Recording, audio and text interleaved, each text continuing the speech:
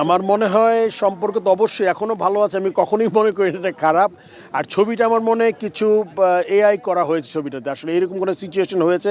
আমাদের তো absolutely it was a conversation, যেটা পাইলট একাধিকবার আপনাদের যার যার সাথে কথা হয়েছে, আমিও বলেছি।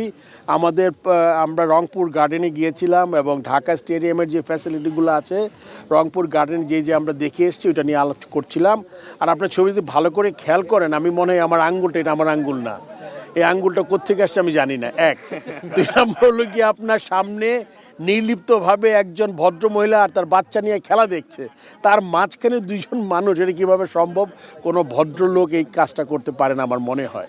সো এইটা আমি এখানে শেষ করে দিচ্ছি, এটা আর কোনো সম্পূরক কোয়েশ্চেন নাই। আপনাকে বলে দিচ্ছি, আপনার ছবিটা নিয়ে আমার সন্দেহ আছে।